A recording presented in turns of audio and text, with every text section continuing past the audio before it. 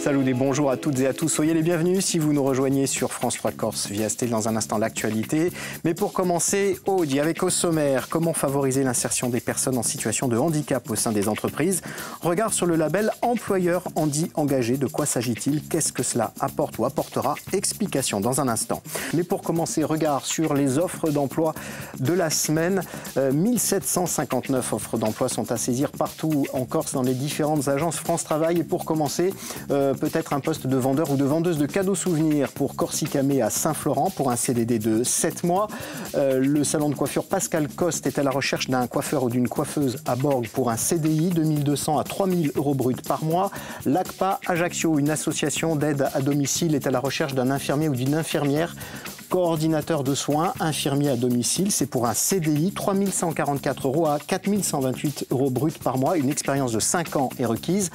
La chaîne de restaurants Hippopotamus, qui ouvrira dans la région ajaxienne sur la commune de Sarre-la-Carcopine, est à la recherche d'un second ou d'une seconde cuisine pour un CDI. Les débutants sont acceptés. C'est pour un salaire à 2300 euros net par mois.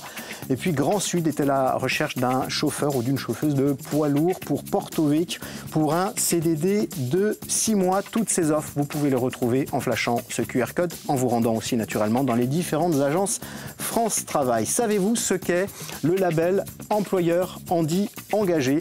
Il s'agit en fait d'aider à l'inclusion de personnes en situation de handicap, des personnes demandeurs d'emploi en situation de handicap.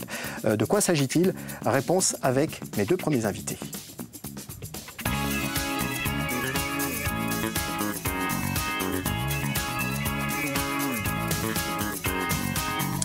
Ces invités sont d'abord face à moi Estelle Crémona, bonjour. Vous êtes directrice de l'agence France Travail Corté-Ghisonacci et à vos côtés Quentin Mercier, conseiller Cap Emploi. Bonjour Quentin. Bonjour. On rappelle d'abord, c'est quoi Cap Emploi?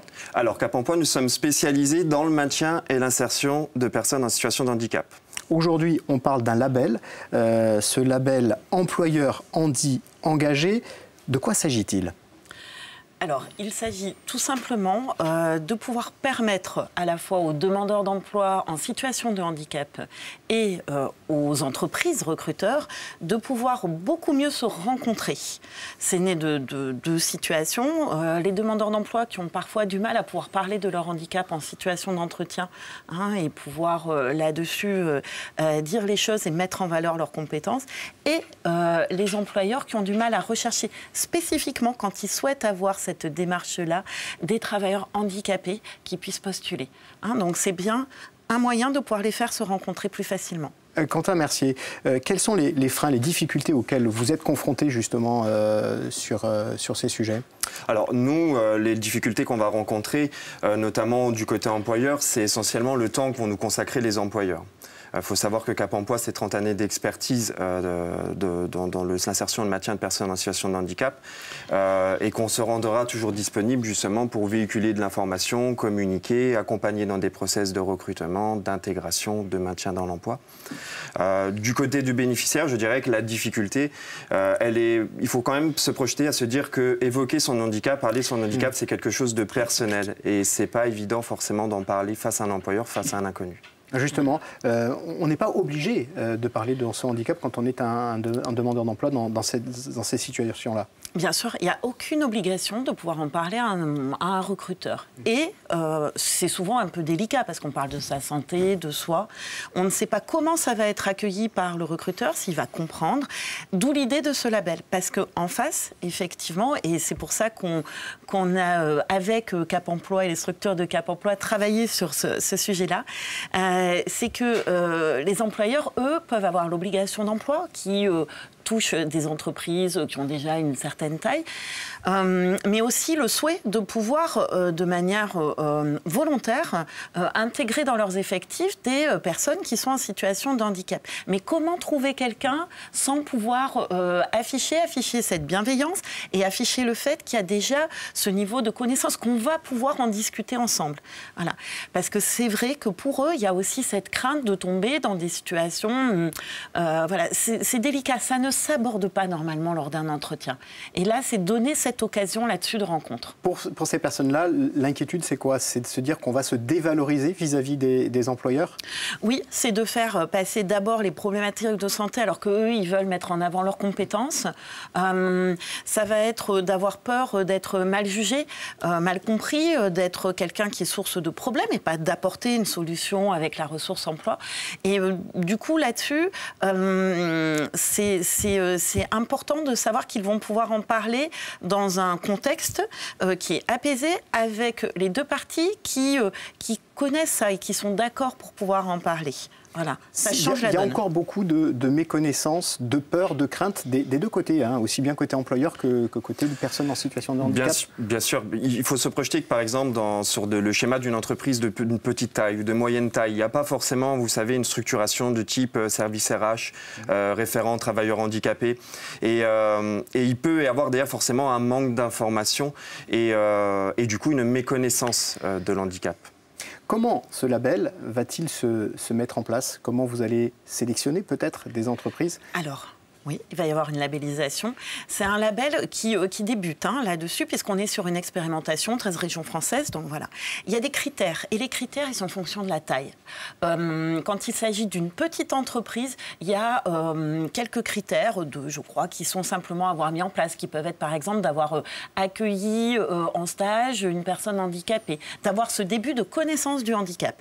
Quand on a une entreprise beaucoup plus grosse, là, on a effectivement un nombre de critères qui est beaucoup plus conséquent. Les conseillers vont pouvoir avoir un entretien avec les entreprises qui souhaitent adhérer à ce label pour pouvoir valider effectivement ces différents points et qu'on puisse délivrer cette labellisation. D'autre part, les demandeurs d'emploi qui souhaitent pouvoir rendre visible leur profil à ces recruteurs-là qui savent mieux écouter peut-être les problématiques de handicap, vont pouvoir le rendre visible de manière choisie avec une coche sur leur dossier tout simplement, là-dessus, leur profil France Travail, pour permettre effectivement cette rencontre-là. Quentin Mercier, ça signifie que vous allez démarcher, vous êtes au contact tous les jours avec des entreprises et des personnes en situation de handicap, mais vous allez accentuer davantage encore cette sensibilisation auprès de ces chefs d'entreprise? Tout à fait. Dans le cadre du réseau pour l'emploi, on travaille de façon étroite avec les équipes de France Travail. L'objectif, c'est d'avoir une véritable synergie de travail, d'avoir une présence sur le terrain, d'aller au contact des entreprises pour faire le point, véhiculer de l'information, leur expliquer le principe du dispositif. Et il va y avoir aussi tout un travail d'identification des bénéficiaires qui souhaiteront être identifiés, identifiables pour ces entreprises dites engagées. Vous disiez tous les deux le manque de temps dont disposent souvent les très petites entreprises sur le territoire en Corse. Peut-être ils se sentent démunis. Est-ce qu'ils sont accompagnés dans le cadre justement de ce type d'embauche ? Bien sûr. Alors nous, dans le cadre de nos missions, naturellement, notre champ d'intervention nous permet d'accompagner un employeur dans un process de recrutement, d'accompagner un employeur dans un process d'intégration. Et aussi, et ça c'est important de le signaler, dans un process de maintien dans l'emploi, puisque malheureusement, la vie peut faire qu'au cours de votre carrière professionnelle, vous déclenchez un handicap, vous avez un handicap, votre employeur a la volonté de vous maintenir dans l'emploi, de trouver, d'adapter les choses. À ce moment-là, on dispose donc de professionnels, de collègues qui pourront intervenir directement chez l'employeur pour pouvoir trouver des solutions. Ça peut être quoi? Ça peut être des adaptations de postes, des aménagements d'organisation du travail ou tout de à temps fait. de travail? Alors, on va s'adapter aux besoins. Aux besoins donc, du coup, du salarié, du bénéficiaire, aux besoins de l'entreprise. Quand on parle d'aménagement de poste, il faut savoir que déjà, de base, la première base, c'est le médecin de la médecine du travail qui va le préconiser. Et ensuite, naturellement, avec notre expertise, on peut les accompagner pour mener à bien ces besoins. Alors, les aménagements, ça peut être matériel. Ça peut être parfois un aménagement de type organisationnel. Il y a différents types d'aménagements qu'on peut utiliser. C'est quoi une insertion? Oui, allez-y, je vous en prie. Non, j'allais dire que nos missions, c'était bien d'amener le conseil en entreprise parce qu'on voit que face à ça, un employeur, il peut être un peu démuni. Et l'idée, c'est vraiment que là-dessus, on puisse aller amener le conseil, en fait, au recrutement quand il y a le besoin. C'est quoi une insertion réussie dans le cadre de cette question du handicap? C'est simple, c'est quand on peut amener quelqu'un qui recherche sur un métier, qui a ce problématique effectivement de handicap, en ayant pris en compte tout ça, de pouvoir l'amener à retrouver un poste sur lequel il puisse trouver durablement ce poste en confiance et que la confiance, elle puisse se faire avec l'employeur. C'est pour ça qu'il y a effectivement ce suivi dans l'emploi qui est fait, notamment par Cap Emploi, qui a ces notions d'aménagement et que vraiment, on essaie d'en parler aux employeurs dans une logique globale en fait, de leur parler c'est quoi leurs besoins. Et ils vont aller le trouver parfois justement auprès du public handicapé, auquel ils reconnaissent souvent des qualités de démarche très volontaire, d'être engagés sur le poste. Et du coup, et ça leur permet des fois de résoudre aussi des manques, parce qu'on peut ne pas trouver de compétences. Et ça permet aussi d'ouvrir le champ du recrutement. Voilà, c'est pour ça qu'on parle de sourcing inclusif. Pour terminer, un exemple d'une insertion réussie Alors là, je me rappelle une bénéficiaire qu'on a accompagnée. Alors, on a été sollicité à la fois par l'entreprise, à la fois par la bénéficiaire. Il s'agit d'une personne qui est atteinte de cécité. L'entreprise, relevant de la fonction publique, avait à cœur de la recruter. Cette personne a un très bon niveau d'études de type BTS, a déjà eu quelques expériences professionnelles dans le secteur administratif et l'accueil. Et l'objectif, c'était de pouvoir l'intégrer au sein de cette structure et du coup d'analyser les besoins de l'employeur, les besoins du bénéficiaire. Et là, à l'heure actuelle, des aménagements de postes de travail ont pu être mis en place, organisationnels aussi. On est à l'heure actuelle sur un CDD qui se passe bien et pour un poste de travail qui devrait être pérennisé. Merci à tous les deux d'être venus nous éclairer sur ce label employeur handi engagé, dont on mesure bien l'importance pour favoriser, développer davantage encore cette inclusion des personnes en situation de handicap.